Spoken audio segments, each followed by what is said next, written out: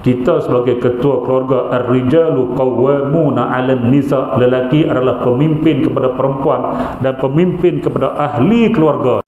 Pastikan anak-anak dia tidak bebas keluar, lebih-lebih lagi yang perempuan ikut lelaki, pergi sini, peluk sana, peluk sini. Tahu nak bawa? Jangan bawa.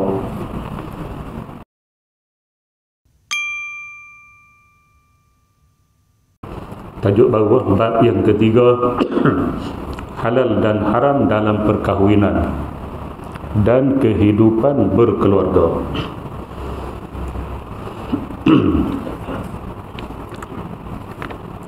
Muka surat 264. Baik, tajuk ni agak panjang lah dah tuan-tuan muslimin dan muslimat yang dirahmati sekalian, perbincangan dia. Bab kahwin ni memang panjang. Walaupun panjang seronok. Hero senyum lah. Habis bab ni jalan. Aku terima nikah ni. Baik, 264 kita tengok dia punya tajuk dia, halal dan haram dalam perkahwinan dan kehidupan berkeluarga. Dia akan bincang empat perkara sahaja. Yang pertama, dari sudut gharizah, maknanya naluri semula jadi ataupun keinginan. Yang kedua, dari sudut perkahwinan itu sendiri. Yang tiga, dalam perhubungan suami isteri. Halal haram dalam perhubungan suami isteri. Makna bukan semuanya halal lah. Kalau kita akad nikah, aku terima nikahnya, ada benar haram kita dengan dia dan dia dengan kita tu ada benar haram. Kena mengaji lah halal haram dalam hubungan suami isteri itu sendiri. Dia pecah dua konsep perancangan keluarga. Kita nak rancang keluarga macam mana, nak dapatkan anak dua ke, tiga ke, empat ke, lima ke, enam ke, boleh ataupun tidak dalam Islam, kita bincang nanti. Yang kedua, permasalahan talak. Itu yang ketiga. Tajuk yang keempat ialah hubungan antara kedua ibu bapa dengan anak-anak. Jadi bolehkah kita nak masuk campur urusan suami isteri anak-anak kita ni? Bolehkah sebelah isteri masuk sebelah anak dia perempuan, sebelah bapa masuk sebelah lelaki? Jadi gaduh lagi besar. Jadi semua ni kita kena mengaji. InsyaAllah rumah tangga yang dibina akan harmoni sehingga ke syurga. Bukan sehingga ke anak cucu, tidak, sehingga ke syurga. Baik, tuan-tuan muslimin dan muslimat yang dirahmati sekalian. Jadi kita akan bahas tajuk yang pertama dulu pada malam ini.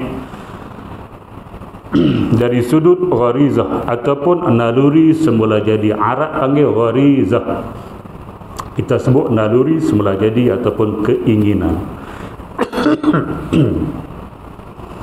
Qala al-musannifu rahimahullahu ta'ala wa nafa'na wa iyyakum bi'ulumihi fid daraini amin ya rabbal alamin.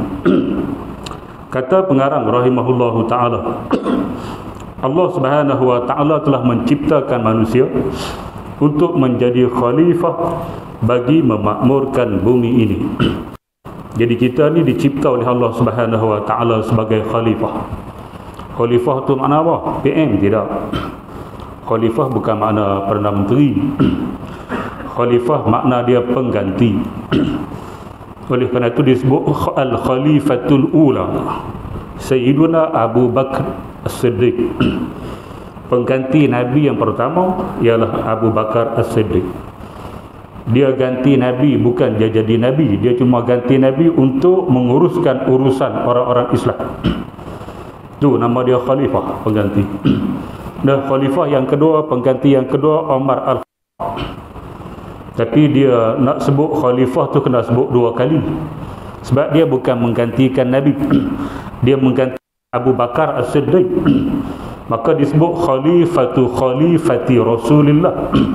Pengganti kepada pengganti Rasulullah sallallahu alaihi wasallam. Dia nak sebut dua kali ni khalifati. Arab memang dia tak suka jenis-jenis ni. Maka Umar Al-Khattab dia telah buat satu kalimah baru, nama dia Amirul Mukminin. Nah, dia menggunakan kalimah Amirul Mukminin, mudah disebut.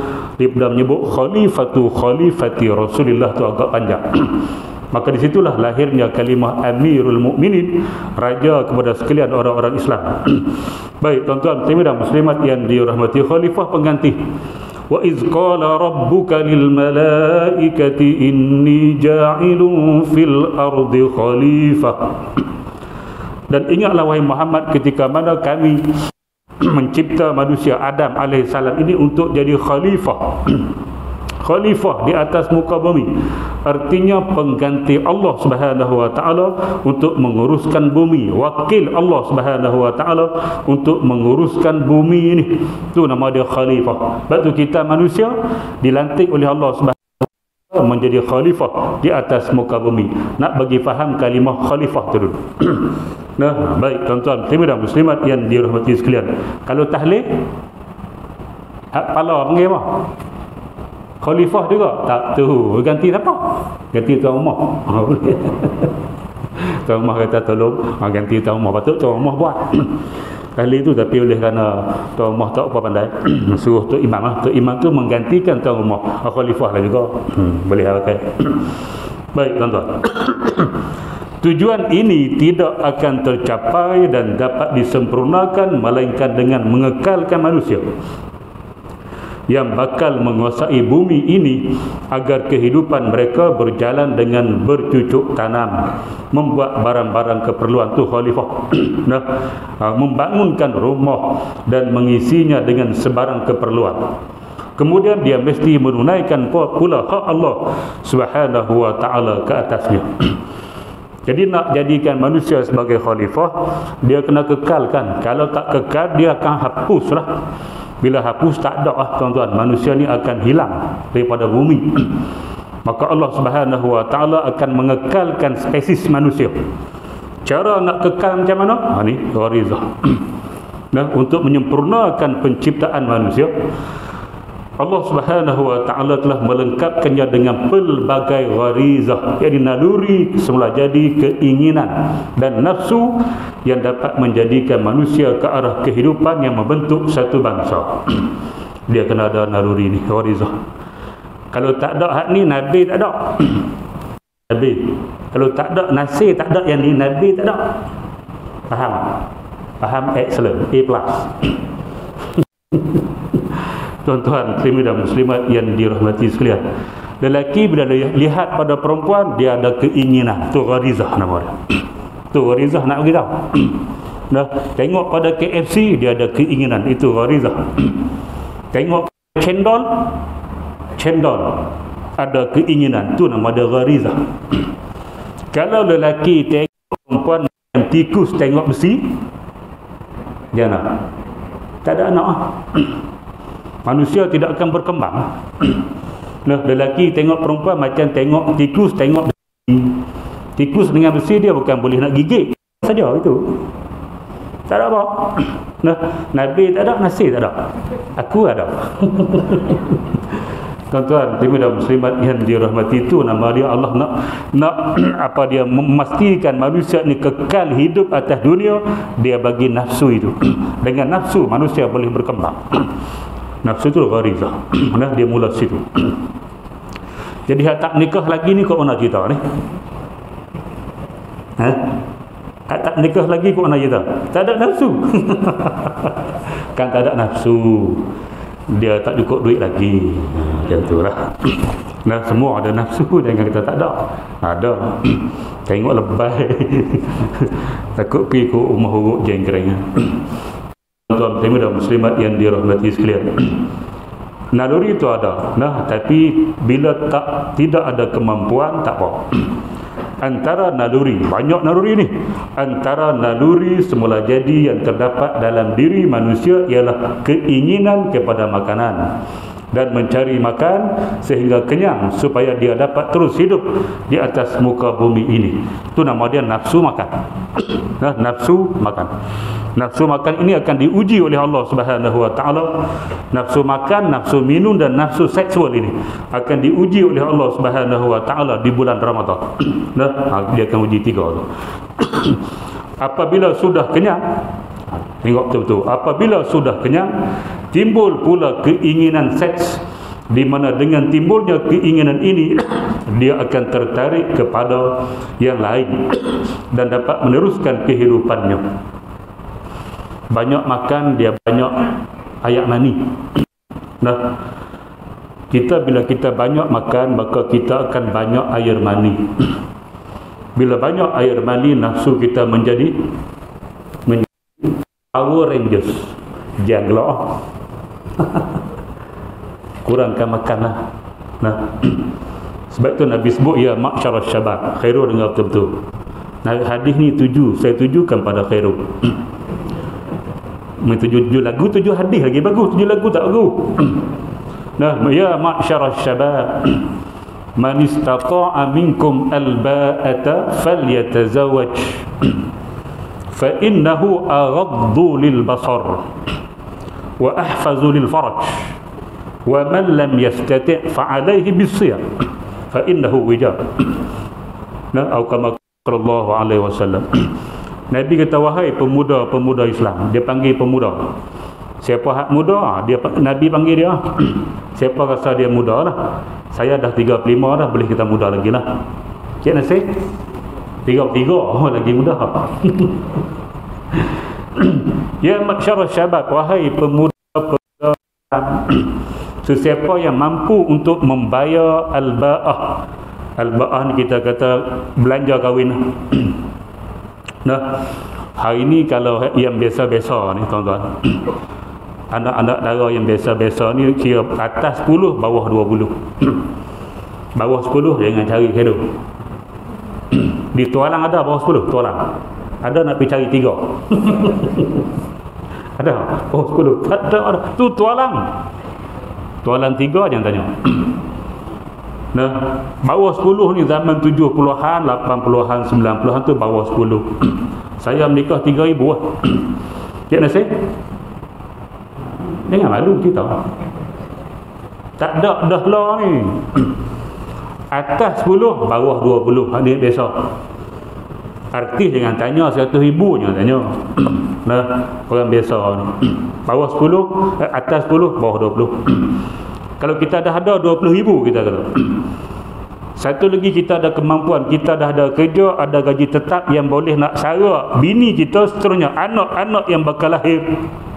Falyatazawwaj, nikahlah, tunggu bawi. Lembu 9 ekor. Bila lembu 10 ekor, jual 2 ekor, boleh nikah 16,000. Tuan-tuan dan muslimat yang dirahmati sekalian, nikah Nabi suruh, bukan saya. Nabi suruh, falyatazawwaj, naklah dia berkahwin. Sebab apa? Fa innahu aghaddu lil basar. Kerana perkahwinan itu lebih memelihara pada pandangan mata. Masa tak nikah, mata dia galak tengok perempuan ni.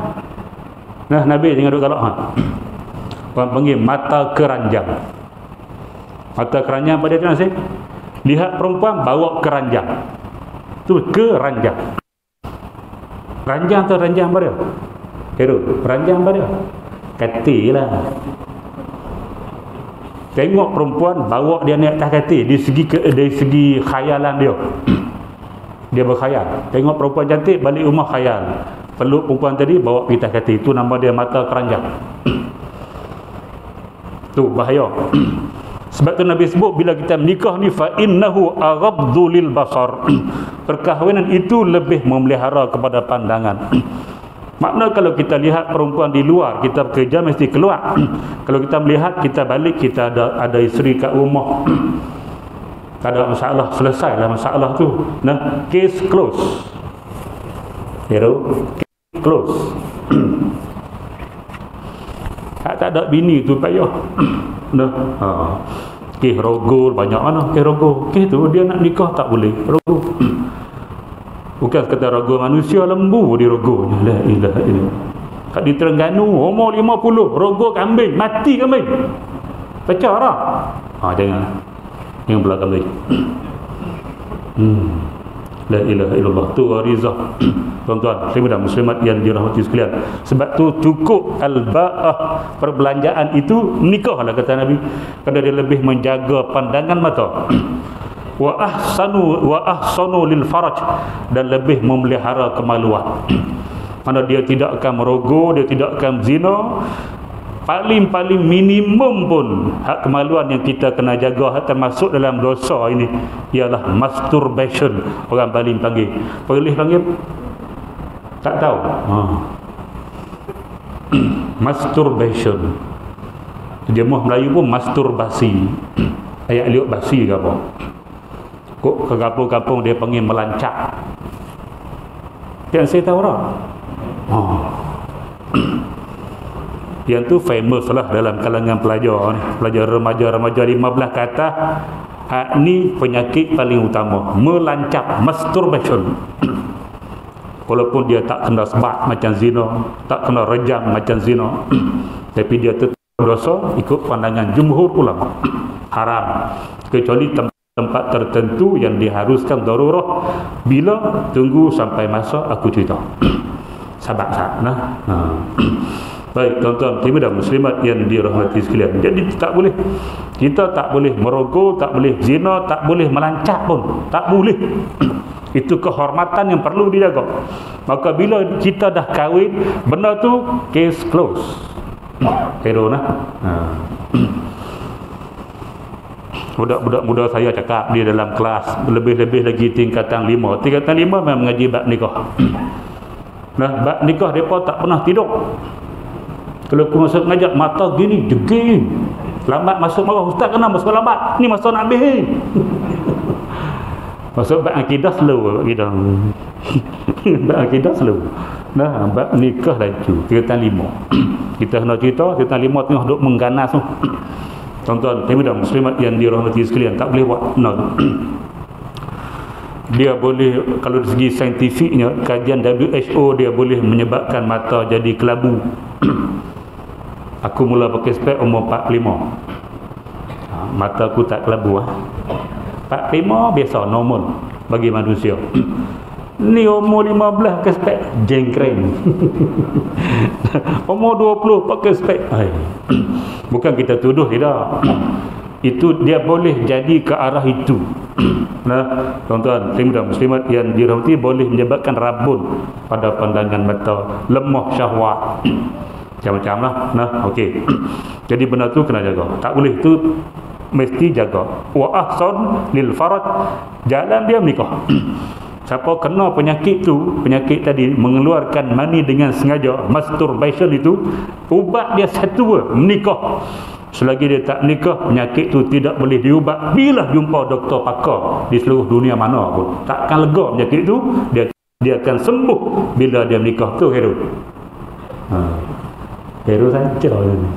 Lama tak main aku geram ke dia. Tu banyak tanya pada ni. Baik, tuan-tuan dan muslimat yang dirahmati sekalian, begitu. Wa man lam yastati', Nabi kata siapa yang tak mampu menikah. Hak tadi kalau mampu menikah, sebab dia banyak, dia boleh banyak menyelamatkan kita. Tapi kalau tak mampu, nak macam mana? Fa alaihi bisiyah, Nabi sebut, maka dia hendaklah berpuasa. Puasa sunat, Senin Khamis ke, puasalah, banyak puasa sunat. Sebab apa puasa ni? Sebab bila kita perut lapar, air mani tak ada. Bila air mani tak ada, nafsu dia kurang.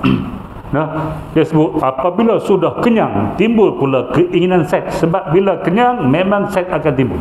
Bila kita lapar, dia akan down.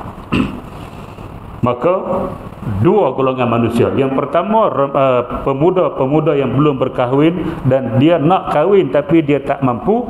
Satu lagi, yang kematian isteri, bukan pemuda, retua. Bini mati, umur muda lagi, baru 40, 45, umur muda, bini mati. Dia pun sama, banyakkan puasa. Nah, tuan-tuan dan muslimat yang dirahmati sekalian, sambil-sambil nak cari tu, banyakkan puasa. Sebab puasa boleh menurunkan nafsu, keinginan seksual. Makan banyak, seks dia kuat. Baik, tuan-tuan, dia akan tertarik kepada lain dan dapat meneruskan kehidupannya. Naluri semula jadi ditempatkan di dalam jiwa manusia yang menjadi tempat penyaluran untuk menjalankan peranannya dan memuaskan keinginannya. Oleh yang demikian, manusia itu mesti berhadapan dengan salah satu daripada 3 pendirian. Baik, ada 3 pendirian yang manusia kena hadapinya. Yang pertama, pendirian manusia hadapan keinginan hubungan lelaki dan perempuan ni. Yang pertama, salah satu pendiriannya mungkin dia membebaskan keinginan seks dengan berjalan ke mana saja yang disukainya dan dengan apa jua cara, tanpa batasan yang dapat menahannya seperti agama, budi pekerti atau adat, sebagaimana yang terdapat dalam ideologi hidup penuh kebebasan daripada kumpulan orang yang tidak mempercayai agama dan tidak mengikut nilai-nilai budi yang mulia. Ideologi ini akan menjadikan martabat manusia seperti binatang, merosakkan kehormatan diri, keluarga dan juga masyarakat.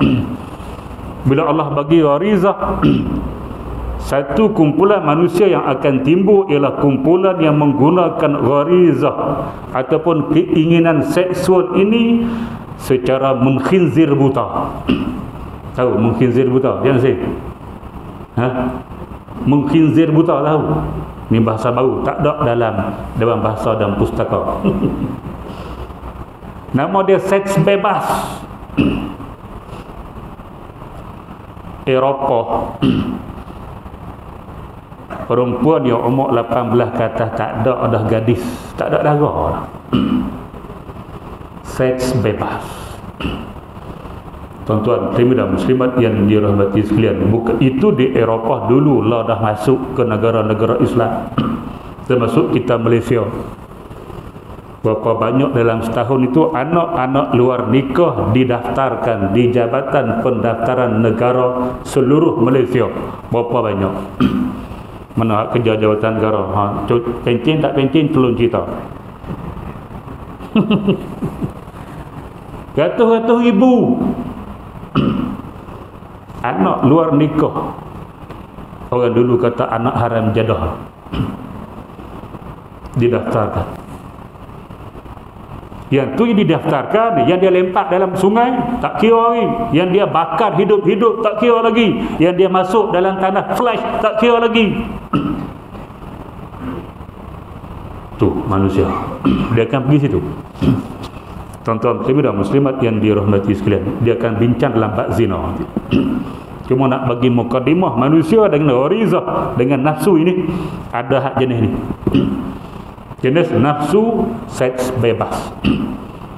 Dia tak perlu kepada menikah, dia buat ikut suka hati dia, macam binatang, macam kambing, macam kerbau, macam lembu, macam ayam, macam tu lah. Dengan ibu bapa sendiri pun dihentam kromo ya. Ayam jantan tu, nah, hentam mak dia sendiri. Binatang semua macam tu, dia bukan kenal mak, bila dia ada nafsu dia tak kenal. Saya pengalaman bela arnab 3 bulan yang boleh kita letak sekali. 3 bulan ke bawah. Lebih 3 bulan letak dia kabat, tahu kabat. Ni pakar arnab ni. Dia kabat jenah hui makan lah kita. Tuan-tuan dan muslimat yang dirahmati sekalian, mak dia pun dia kabat. Tu nama dia binatang. Nah, samalah manusia hari ni pun tak kenal ibu bapa. Saya baca dalam satu artikel yang ditulis oleh seorang ahli bomba penyelamat.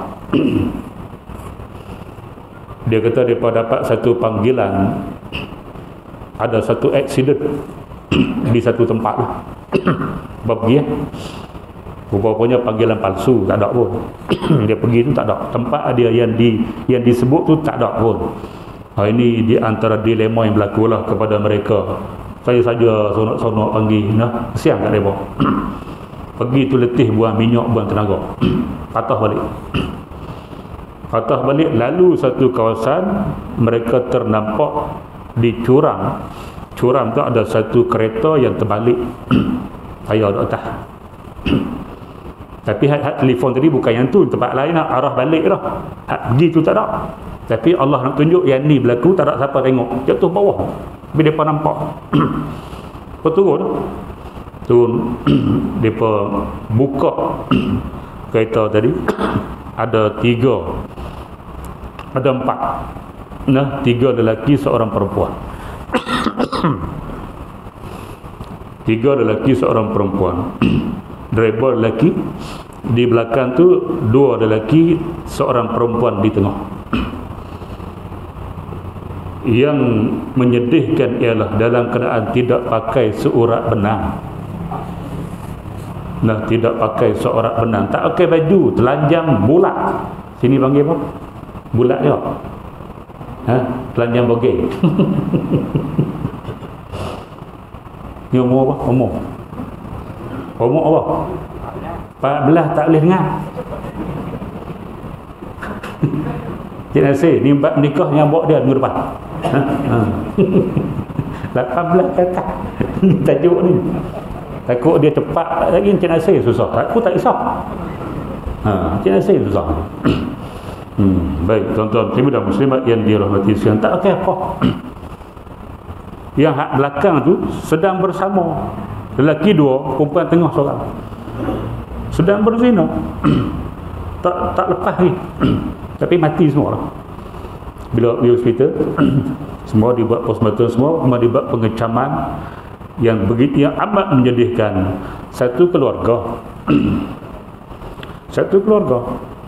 driver tu bapak dia, hak belakang tengah perempuan tu ibu dia, hak kiri kanan anak lelaki 2 zina dengan mak. Tu nak cerita. Nah, benda tu berlaku, tuan-tuan dan muslimat yang dirahmati sekalian. Tapi inilah disembunyikanlah benda-benda macam ni, aib. Jadi kita kena ingat, sebagai bapa kita kena jaga sungguh anak lelaki pun kena jaga, lebih-lebih lagi anak perempuan. Anak lelaki tu kalau dia buat, dia tak nampak pada dia. Nah, nak nampak tunggu umur 45 tu nampak mengandung. Masa dia muda tak nampak, nipis perut. Nah, nipis perut tak nampak. Yang nak nampak buncit perempuan. Anak perempuan tu dia lepas kata, ini lelaki datang ambil bawa pergi merata, musim-musim cuti pergi Lata, pergi macam-macam.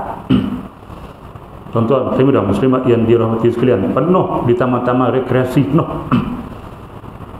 Ambil iktibar lah. Nah, kalau Allah boleh buat di Selangor, tak ada masalah dia nak buat di Kedah. Tuan-tuan dan muslimat yang dirahmati sekalian, tidak dijangka Selangor mana pernah jadi.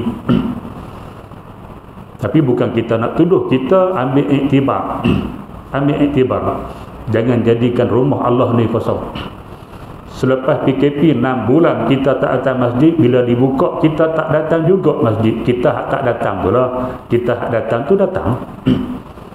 Dia pergi rata, pergi Langkawi, pergi semua taman-taman rekreasi, mana-mana pusat-pusat peranginan penuh, kedai-kedai makan penuh, rumah Allah kosong. Allah boleh buat. Innallaha ala kulli syai'in qadir. Dia sangat berkuasa. Dalam masalah ini jaga betul-betul lah. Kita sebagai ketua keluarga, ar-rijalu qawwamuna 'alan nisa, lelaki adalah pemimpin kepada perempuan dan pemimpin kepada ahli keluarga. Pastikan anak-anak dia tidak bebas keluar. Lebih-lebih lagi yang perempuan ikut lelaki, pergi sini, peluk sana, peluk sini. Tu nak bawa, jangan bawa. Bahaya. Nah, tuan-tuan dan muslimat yang dirahmati siang itu. Itu ambil iktibar, apa-apa berlaku pun ambil iktibar. Kalau boleh berlaku tempat mereka, tempat kita, tidak ada masalah bagi Allah Subhanahu wa taala untuk buat benda yang sama, bahkan lebih teruk daripada itu, dia boleh buat. Nah, ambil iktibar. Baik, tuan-tuan dan muslimat yang dirahmati sekalian, seks bebas ini tajaan Yahudi laknatullah, kata 5S tu. Di antara 5S, selain daripada song, selain daripada smoke, seks. Mereka menaja seks bebas. Nah, tak payah duk nikah. Nikah ni mahal, sampai belasan ribu, puluhan ribu. Hampa nikah dulu, tak payah duk angkat. Lepas tu baru angkat, baru dia murah. Tu jangan sih. Okey, kita akan bahas dalam bab zina. Ini sebagai mukadimah. Baik, itu satu golongan manusia bila berhadapan dengan naluri, dengan keinginan seksual, dia akan gunakan sebebas-bebasnya, dinamakan sebagai seks bebas yang tidak ada batasan. Baik, yang kedua pula, dia lawan hak pertama. Yang kedua, pendirian yang lain adalah kemungkinan dia menanam dan mematikan keinginan seksnya. Mati terus. Hak tadi guna sebebas-bebasnya, yang ni matikan terus seks dia. Sebagaimana yang terdapat dalam ideologi orang yang memandang rendah hubungan seks sebagai sesuatu yang menjijikkan, seperti golongan kaum Mano dan rahib-rahib Kristian. Padri-padri kau kan siapa matikan seks dan yang seumpama dengannya. Pendirian ini akan mencacatkan naluri semula jadi yang diciptakan oleh Tuhan untuk manusia, serta membatalkan fungsinya, di samping menentang manusia, di samping menentang hikmat Tuhan yang telah melengkapkan seks itu dalam diri manusia dan fitrah penciptaannya. Malah ianya juga melanggar aturan hidup yang menggunakan keinginan ini untuk meneruskan perjalanan hidup manusia. Allah cipta manusia bagi keinginan ini, gharizah ini, untuk meneruskan kelangsungan hidup generasi manusia. Tiba-tiba kita matikan dia, nanti tersekat generasi manusia, tidak boleh mati. Nah, nama dia kasih. Tuan-tuan, khasi, kalau bentuk binatang panggil khasi. Nah, kambing kita khasi dia. Kita sebut kasihlah hak Melayu mudahik. Kita kasih kambing. Lepas tu dia akan jadi gemuk ala-ala Undertaker sebelah tu. Lembu kita kasih, gemuk sebelah. Sebab kasih, bila kita kasih, dia sudah tidak ada keinginan, gharizah dia, kita matikan. Bila kita matikan, dia tak payah fikir tina. Dia tak payah fikir tina, dia fikir makan minum tidak. Makan minum dia gemuk. Tu kira. Duduk kejar dia tak gemuk. Dikejarnya. Nuju 14. Sungguh dia main mengajar ni guru dia. Bila kita matikan keinginan dia, dia gemuk. Dia tak fikir, dia tak ada lintasan nafsu, tidak ada. Maka dia akan makin gemuk, makan gemuk. Kita ambil daging dia. Bolehlah, sebab dia tu binatang yang dimakan. Tuan-tuan, muslimin dan muslimat yang dirahmati sekalian, bolehkah kita nak kasih kucing? Aduh. Banyaknya kucing, nah, bila banjir je nak selamat. Tuan-tuan, nah, bolehkah kita nak kasih kucing? Nak bagi dia tidak membiak. Tuan-tuan, muslimin dan muslimat yang dirahmati sekalian, kucing, siapa pula kucing tina, pilah kasih, mandulkan dia. Ratus-ratus ringgit jugalah kena buat lah. Saya buat. Saya tak nak bagi beranak. Saya bagi beranak sekali, saya buat. Mandulkan dia. Nah, kita mandu, kita selesai. Lepas tu kita lepas pun tak ada masalah. Jantan mana nak kejar lah. Tak ada dia tak ngandung lah. Dah kita dah mandulkan dia. Hak jantan boleh tak mandu? Kunci jantan. Ni dua, kalau kambing tak apa, kita boleh makan. Ni kucing gemuk pun kan boleh sembelih. Tak ada mazhab kata kucing tu boleh makan. Nah, tuan-tuan muslimin dan muslimat yang dirahmati sekalian, jadi kucing pun boleh dikasih. Tapi nak kasih masa mana? Masa dia belum akil balik. Tahu dia apa umur je nasi kucing belum akil balik. Sudah tak ngaji bab kucing. Pergi tanya mereka duduk di jabat haiwan tu, kucing akil balik umur berapa? 6 bulan ke atas tu boleh lah. Mana masa belum akil balik, artinya dia tidak ada nafsu. Nah, dia tengok kucing betina, dia tak nak hambat air, dia cuma mencung gitu lah. Masa tu kita kasih, tak apa. Lepas tu dia terus tak ada nafsu lah. Tapi kalau ada nafsu dah kita fikir dia, jangan lah. Ini dosa lah kita balik. Dia dah ada nafsu, duk kejar pun tina dah. Sehari 5 ekor kejar. Tiba-tiba pergi kasih. Jengkreng dia. Tu mana jengkreng. Nah, tetapi Kalau kucing tu kalau kita tak kasih hak jantan ni, dia suka kencing atau sudah. Dia pergi tayar kereta, ngajar. Mana? Pergi tayar motor, pergi dinding rumah kita, jubah kalau gantung panjang ke jubah, jubah. Tuan-tuan kejemur jubah, lipat ke atas, sangkut sini jubah, kaki jubah. Turun bawah nanti dia pergi, jubah. Jahat kucing ni. Tempat lain luas lagi saja tak nak. Potong buang lah. Kasih. Nah, aku nak buat masa dia belum okey balik lah. Belum dia ada nafsu tu buat. Bila dia ada nafsu tu masalah. Dia akan boleh pergi pada haram ataupun sekurang-kurangnya makruh. Nah, binatang ni, hati-hati. Tuan-tuan, kami dan muslimat yang dirahmati sekalian. Baik. Jadi golongan yang kedua, mematikan nafsu. Yang ni dia akan bercanggah dengan tabi'i ataupun tabiat manusia. Manusia tak boleh. Bila dia nak matikan nafsu, dia tak boleh. Sebab manusia bukan boleh buat macam kucing tu. Bukan boleh buat macam kambing tu nak matikan nafsu. Dia cuma matikan begitu. Dia cuma berpuasa gitu je lah. Tak boleh. Nah, sebab tu bila kita baca banyak berlaku sumbang mahram. Bukan sumbang mahram, perzinaan jugalah di antara orang-orang yang mengatakan mereka mematikan nafsu, tapi sebenarnya nafsu mereka tidak mati sebenarnya. Dan tidak mati. Akan berlaku secara tersembunyi, benda tu akan berlaku, orang tak tahu. Sebab nafsu memang tak boleh dimatikan. Baik, tuan, ibu dan muslimat yang dirahmati, selagi kita makan dan minum, nafsu tak boleh mati. Kecuali kita ni berpuasa sepanjang hidup, hari-hari puasa, siamud dahr, puasa sepanjang hari, mungkin boleh mematikan nafsu, tapi tidak seluruhnya. Dia masih ada, cuma tidak kuat, tidak power rangers yang tu je. Baik, tuan-tuan, ibu dan muslimat yang dirahmati, itu yang kedua. Jadi kita tak boleh masuk kumpulan pertama pun, kita tak boleh masuk situ. Kita ada agama, kita ada undang-undang, tak boleh kita buat seks bebas.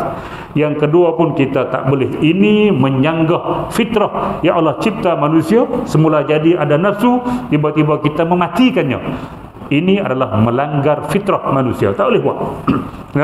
Maka kita pergi yang ketiga. Golongan ini golongan yang selamat. Apa dia ketiga? Pendirian yang terakhir, iaitu meletakkan batas-batas yang berfungsi untuk memelihara jiwa manusia, mengawal perbuatannya tanpa mematikan keinginannya. Keinginan nafsu biarlah, cuma kita kawal. Itu kita kawal. Islam dia macam tu. Perbuatannya tanpa mematikan keinginannya yang rendah dan melepaskannya secara tidak terkawal, sebagaimana yang diletakkan cara-cara di dalam agama-agama samawi. Agama samawi, agama berlandaskan kitab yang turun daripada langit. Samawi itu as-sama, langit. Yang ada kitab daripada langit tiga aja. Yang pertama Islam, yang kedua Kristian, yang tiga adalah Yahudi. Yahudi itu Taurat hak dululah. Kristian ialah Injil. Tuan-tuan, yang telah mengharamkan perbuatan zina, semua haram. Kristian pun mengharamkan zina, Yahudi pun mengharamkan zina, Islam pun mengharamkan zina dalam kitab-kitab daripada langit. Serta mensyariatkan pernikahan. Bila dia mengharamkan sesuatu, maka dia buka jalan. Itu Islam. Itu Islam. Sebab tu bila kita nak tegah manusia pergi jumpa bomoh tradisional yang melakukan upacara perubatan yang bercanggah dengan akidah lah, maka kita panggil bomoh yang tu. Kalau dia buat cara perubatan dia mengikut syarak, kita tak panggil bomoh, kita panggil perubatan Islam. Tuan-tuan, bila sebut bomoh, tuan-tuan kena faham, bomoh ialah cara merawat dia tidak ikut syariat, kita panggil bomoh. Kalau cara merawat dia ikut syariat, kita panggil dia cara perubatan Islam. Jadi walaupun dia tidak ustaz, tidak syarat ustaz untuk merawat, tapi dia kena ikut kaedah-kaedah syarak bila dia merawat. Baik, tuan-tuan, muslimin dan muslimat yang dirahmati sekalian. Bila kita nak suruh masyarakat Islam jangan jumpa bomoh yang merawat tidak ikut syarak ini, maka kita kena buka yang ikut syarak. Kena buka perubatan Islam, biar mereka datang pada kita, jangan pergi sana. Tapi kalau kita larang dia pergi sana dan dalam masa sama kita tak buka, dia nak pergi mana? Sebab tu bila larang mesti dia buka. Sebab benda bila kita tutup, kalau kita tak buka, dia akan melimpah. Nah, ni satu parit contoh. Nah, parit ke sungai ke tak siapa. Baik, kita stop sini, kita belak, kita stop situ. Air dia akan terhenti. Nah, bila terhenti, kita kena buka satu saluran di sini ataupun di sini untuk air itu keluar jalan lain. Kalau kita stop sini, saluran lain tidak dibuka, dia akan naik ke atas. Dia akan melimpah. Tu. Agama syariat macam tu. Bila dia tutup zina, tutup pintu zina, dia buka pintu pernikahan. Kalau tutup pintu zina, tutup pintu menikah, jadi ke mana? Jadi ke mana? Kebak.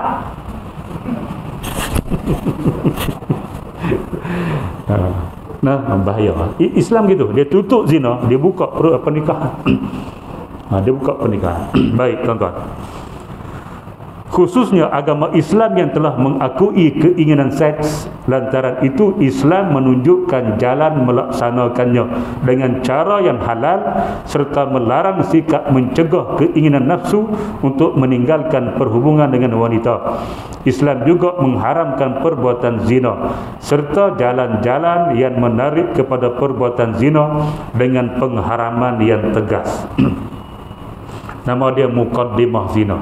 Nah, apa-apa yang boleh bawa kepada zina, maka Islam melarang daripada awal. Sebab tu disebut wala taqrabu zina. Kita akan baca nantilah. Wala taqrabu zina innahu kana fahishatan wa sa'a sabila. Jangan kamu menghampiri zina.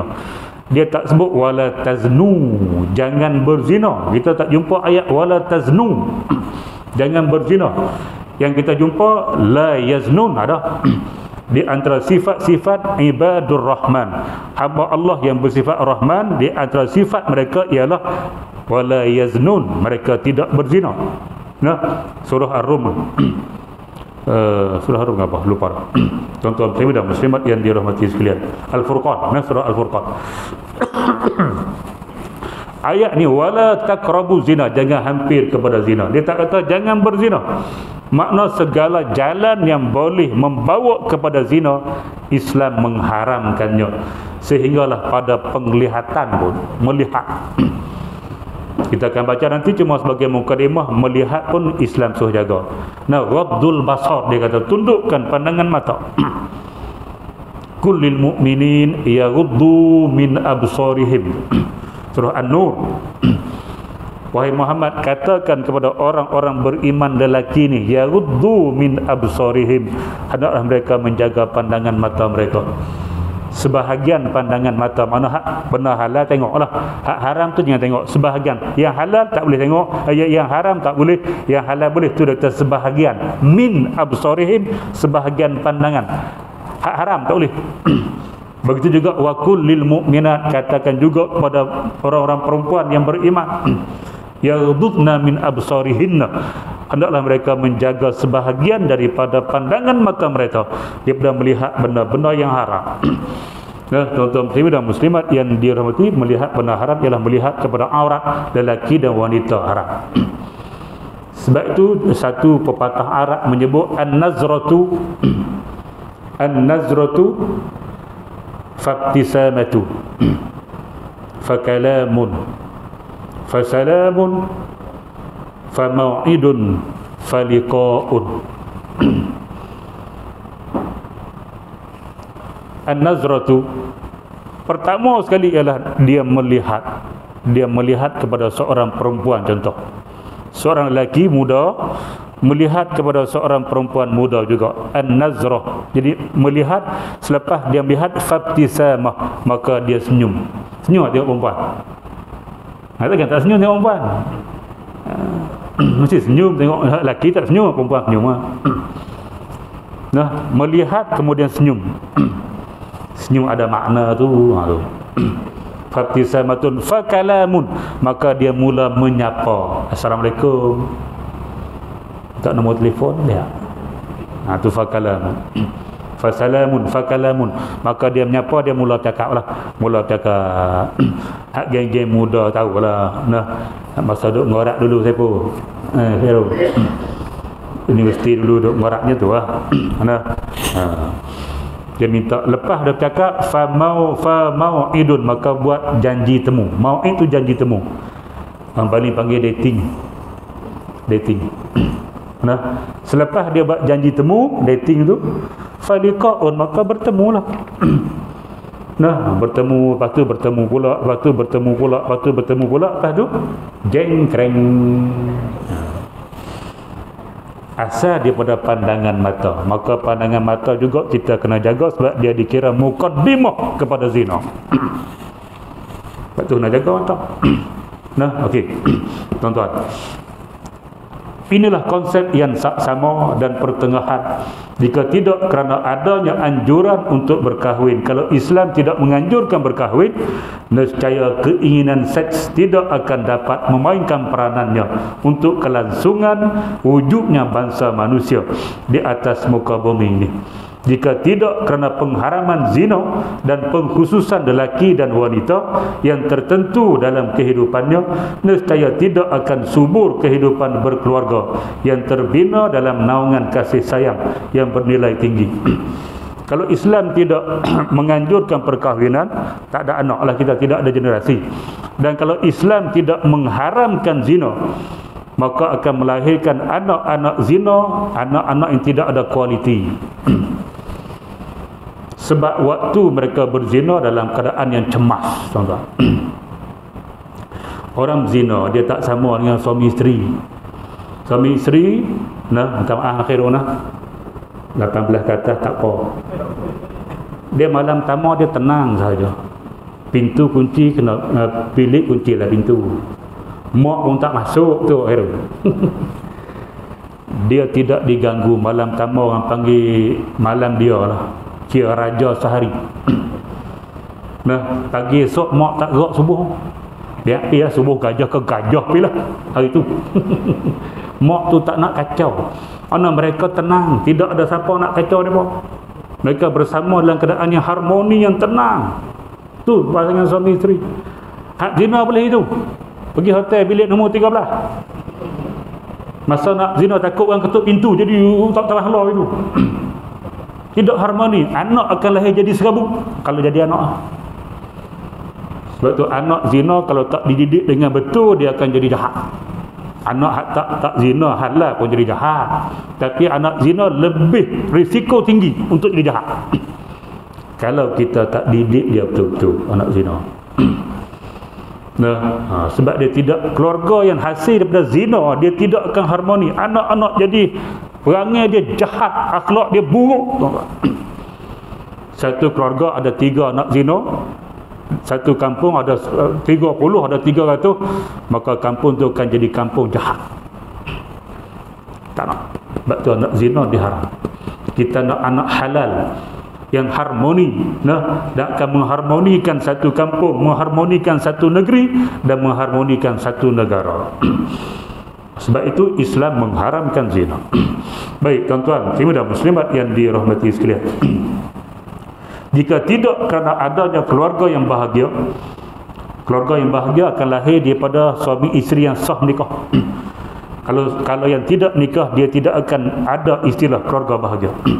Nescaya tidak akan lahirlah masyarakat yang baik, lantas menjurus ke arah pencapaian kemajuan dan kesempurnaan. Baik tuan-tuan dan muslimat yang dirahmati sekalian, saya kena berhenti dulu. Kalau saya masuk jangan hampir zina, dia akan pergi pada pukul 9. Bini pesan jangan balik lebih pukul 9. Bukan takut bini, hormat. Saya baru sampai ada baling sampai 6.40. Mandi ustaz kata mari. Letih daripada pagi. Jadi saya nak balik rehat. Jadi berhenti sah. Kita akan sambung yang ni kira tahun depan lah. Tahun depan.